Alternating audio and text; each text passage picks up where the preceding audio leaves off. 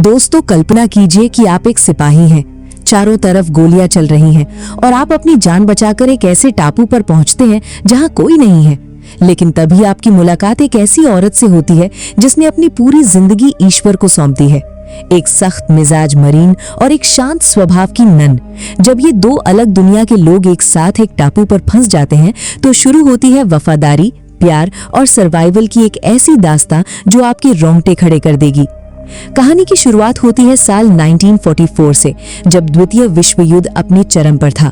प्रशांत महासागर के बीचों बीच अमेरिकी कप्तान एलिसन अपनी रबर राफ्ट में मौत और जिंदगी के बीच झूल रहा था। जापानी सेना के हमले में उसका पूरा ग्रुप खत्म हो चुका था।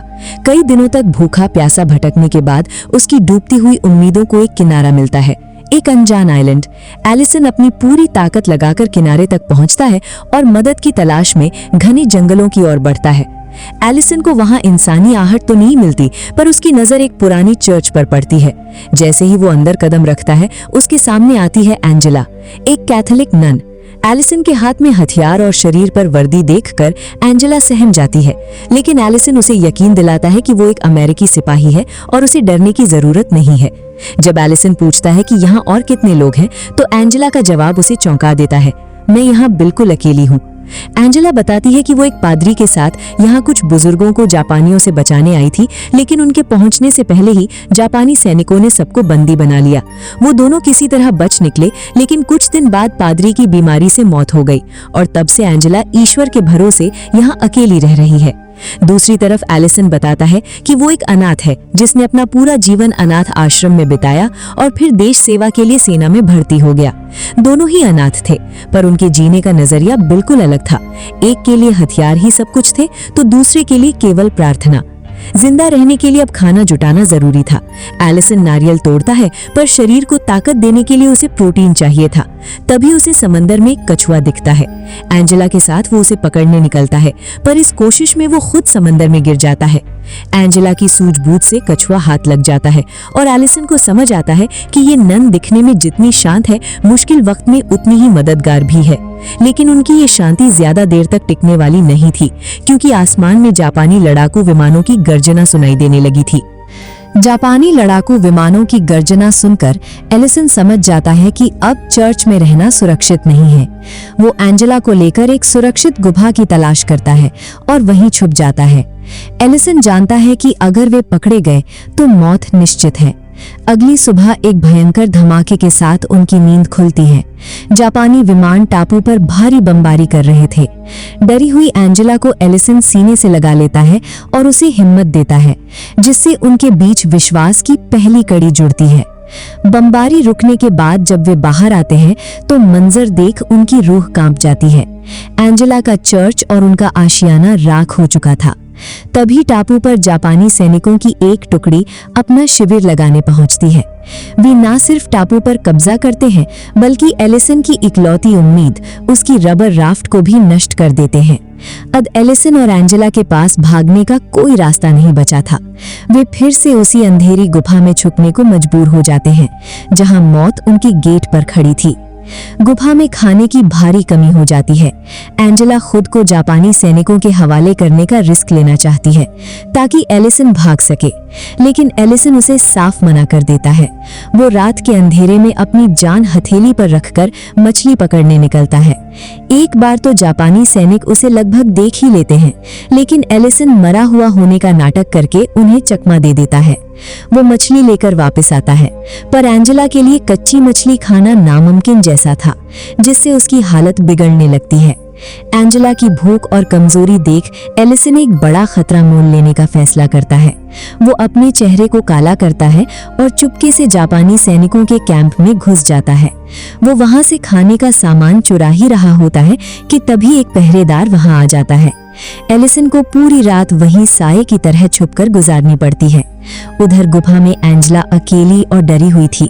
उसे लगता है कि शायद एलिसन मारा गया है और वो बिलख बिलख कर रोने लगती है। अगली सुबह जब एलिसन सुरक्षित वापस आता है तो एंजेला की खुशी का ठिकाना नहीं रहता। एलिसन उसे सिर्फ खाना ही नहीं बल्कि कैंप से चुराया हुआ एक फूल और कंघी भी गिफ्ट करता है। इसी बातचीत के दौरान एलिसन उससे पूछता है, क्या तुम सच में हमेशा नन बनकर रहना चाहती हो? एंजेला बताती है कि उसने अभी आखिरी प्रतिज्ञा नहीं ली है, उसके पास सोचने के लिए समय है। एलिसन की आंखों में एंजेला के लिए प्यार साफ दिखने लगा था, पर क्या एक नन और एक मरीन का रिश्ता मुमकिन था? तभी उन्हें जापानी सैनिकों के वापस जाने की खबर मिलती है, जिससे उन्हें लगता है कि आजादी करीब है। जापानी सैनिकों को टापू छोड़कर जाते देख एलिसन और एंजेला की खुशी का ठिकाना नहीं रहता। अब उनके पास जापानी कैंप में बचा हुआ ढेर सारा खाना और आजादी थी। इसी सुकून भरे माहौल में एलिसन अपना दिल एंजेला के सामने खोल कर रख देता है। वो बताता है कि कैसे बचपन से वो अकेला रहा है, लेकिन एंजेला के साथ उसे एक परिवार का एहसास होता है। वो सीधे शब्दों में कह देता है, मैं तुमसे प्यार करने लगा हूँ और चाहता हूँ कि तुम नन बनने का इरादा छोड़कर मुझसे शादी कर लो। एलिसन की ये बात सुनकर एंजेला के पैरों तले जमीन खिसक जाती है। वो उसे समझाती है कि उसने अपना जीवन ईश्वर को समर्पित करने का वचन दिया है और वो अपने भगवान को धोखा नहीं दे सकती। एलिसन को अपनी बात पर पछतावा होता है और वो माफी मांगता है, लेकिन उसके दिल में लगी चोट गहरी थी। उस रात शराब के नशे में एलिसन अपना आपा खो देता है और एंजेला की प्रतिज्ञाओं का मजाक उड़ाने लगता है। दुखी होकर एंजेला मूसलाधार बारिश में जंगल की ओर भाग जाती है। पूरी रात बारिश में भीगने के कारण एंजेला की हालत बिगड़ जाती है। अगली सुबह एलिसन उसे बेहोशी की हालत में ढूंढ निकालता है, लेकिन मुसीबतें कम होने का नाम नहीं ले रही थी। वो जैसे ही उसे गोद में उठाकर कैंप की तरफ बढ़ता है, उसे दिखता है कि जापानी सैनिक फिर से टापू पर लौट आए हैं। अब एंजेला तेज बुखार में तप रही थी और उन्हें फिर से उसी नम और अंधेरी गुफा में पनाह लेनी पड़ती है। एंजेला को बचाने के लिए एलिसन को दवाइयों और कंबलों की सख्त जरूरत थी। वो एक बार फिर जापानी कैंप में घुसता है, लेकिन इस बार किस्मत उसके साथ नहीं थी। एक जापानी सैनिक उसे देख लेता है। अपनी और एंजेला की जान बचाने के लिए एलिसन को पहली बार चाकू का इस्तेमाल करना पड़ता है और वो उस जापानी सैनिक को जान से मार देता है। वो उसकी लाश छुपाकर सामान लेकर वापस आता है और पहली बार अपनी नजरों के सामने एक जान जाते देख वो ईश्वर से एंजेला की सलामती की प्रार्थना करता है। अगली सुबह तक एंजेला को होश तो आ जाता है, लेकिन टापू पर जापानी सैनिकों ने कोहराम मचा रखा था। उन्हें अपने लापता साथी की खबर मिल चुकी थी और उन्हें शक था कि गुफा में कोई छुपा है। अचानक गुफा के बाहर से आवाज आती है, अगर कोई अंदर है तो बाहर आ जाओ, वरना हम ग्रेनेड फेंक देंगे। एलिसन और एंजेला एक दूसरे का हाथ थाम लेते हैं। उन्हें लगता है कि शायद ये उनका आखिरी पल है। गुफा के बाहर खड़ी जापानी सेना अल्टीमेटम दे चुकी थी। एलिसन और एंजेला के पास अब सिर्फ चंद सेकंड बचे थे। एंजेला अपनी आंखें बंद कर आखिरी प्रार्थना कर रही थी। तभी अचानक एक कान फाड़ देने वाला धमाका होता है, लेकिन ये धमाका गुफा के अंदर नहीं बल्कि बाहर हुआ था। एलिसन बाहर झांक कर देखता है तो उसकी खुशी का ठिकाना नहीं रहता। अमेरिकी लड़ाकू विमान आसमान से जापानी सैनिकों पर आग बरसा रहे थे। अमेरिकी सेना ने आइलैंड पर हमला शुरू कर दिया था। एलिसन को समझ आ जाता है कि अमेरिकी सेना के लिए लैंडिंग करना आसान नहीं होगा। जापानी सैनिकों ने आइलैंड पर 4 बड़ी तोपें छिपाई हुई थी, जो अमेरिकी जहाजों को निशाना बना रही थी। एलिसन एंजेला से कहता है कि उसे इन तोपों को नष्ट करना होगा, वरना उसके साथी मरीन मारे जाएंगे। वो कहता है, शायद ईश्वर भी यही चाहते हैं कि मैं अपने देश के लिए ये काम करूं। एंजेला भारी मन से उसे जाने की इजाजत देती है और एलिसन एक खतरनाक मिशन पर निकल पड़ता है। चारों तरफ बमबारी हो रही थी। एलिसन एक एक करके जापानी तोपों की ओर बढ़ता है। वो अपनी जान जोखिम में डालकर एक एक करके उन तोपों को निष्क्रिय करने लगता है। इस दौरान वो धमाकों के कारण बुरी तरह घायल हो जाता है। उसके शरीर से खून बह रहा था, लेकिन उसका जज्बा कम नहीं होता। आखिरकार वो सभी तोपों को शांत कर देता है, जिससे अमेरिकी सेना सुरक्षित तरीके से टापू पर उतरने में कामयाब हो जाती है। अमेरिकी नौसेना आइलैंड पर अपना झंडा फहरा देती है। बमबारी रुक चुकी थी। एंजेला गुफा से बाहर आती है और एलिसन को घायल देखकर उसका इलाज करने लगती है। एलिसन धीरे से एंजेला का हाथ थामता है और कहता है, अब हमारे अलग होने का समय आ गया है। उसे पता था कि युद्ध खत्म होने के बाद एंजेला अपनी नन की प्रतिज्ञाओं को पूरा करने चली जाएगी। एंजेला की आंखों में आंसू थे। वो कहती है, चाहे मैं तुम्हारे साथ जिंदगी ना बिता सकूं, पर तुम हमेशा मेरे दिल के करीब रहोगे। अमेरिकी नौसेना का कप्तान जब एलिसन को जिंदा देखता है तो वो दंग रह जाता है। उसे लगा था कि एलिसन बहुत पहले ही मारा जा चुका है। एलिसन को सम्मान के साथ स्ट्रेचर पर लिटाकर ले जाया जाता है। जाते समय एलिसन ने कभी भी एंजेला पर अपने प्यार का दबाव नहीं डाला। उसने एंजेला के उस ईश्वर के प्रति समर्पण का पूरा सम्मान किया। ये एक ऐसी कहानी थी जहां एक सिपाही और एक नन ने साथ मिलकर मौत को मात दी थी।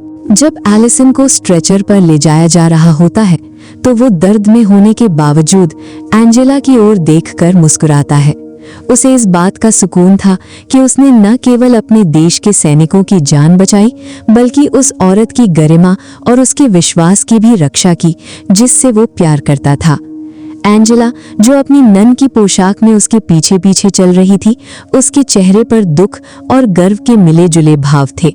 वो जानती थी कि एलिसन ने उसके नन बनने के फैसले को बिना किसी शर्त के स्वीकार कर लिया था। ये फिल्म हमें सिखाती है कि सच्चा प्यार केवल साथ रहने का नाम नहीं है बल्कि एक दूसरे के फैसलों और विश्वास का सम्मान करना भी है। एलिसन एक अनाथ था जिसने पूरी जिंदगी अकेलेपन में काटी थी, लेकिन एंजेला के साथ बिताए उन चंद हफ्तों ने उसे वो सब कुछ दे दिया जिसकी उसे तलाश थी, एक मकसद और एक निस्वार्थ रिश्ता। वहीं एंजेला को ये समझ आया कि ईश्वर की सेवा के साथ साथ इंसानियत और बहादुरी भी धर्म का ही एक हिस्सा है। 1957 की ये क्लासिक मास्टरपीस आज भी हमें प्रेरित करती है। एलिसन और एंजेला की ये अधूरी प्रेम कहानी असल में भावनाओं की एक पूरी जीत है। फिल्म के अंत में जब वे दोनों अलग होते हैं तो दर्शक ये महसूस करते हैं कि भले ही वे पति पत्नी ना बन सके लेकिन उनकी रूहें एक दूसरे से हमेशा के लिए जुड़ गई हैं। तो दोस्तों, कैसी लगी आपको मिस्टर एलिसन और एंजेला की सर्वाइवल और बलिदान की ये कहानी? क्या आपको लगता है कि एंजेला को एलिसन के लिए अपनी नन की प्रतिज्ञा छोड़ देनी चाहिए थी? अपनी राय हमें कमेंट बॉक्स में जरूर बताएं। अगर आपको ये एक्सप्लेनेशन पसंद आई हो तो वीडियो को लाइक करें और अपने दोस्तों के साथ शेयर करना ना भूलें।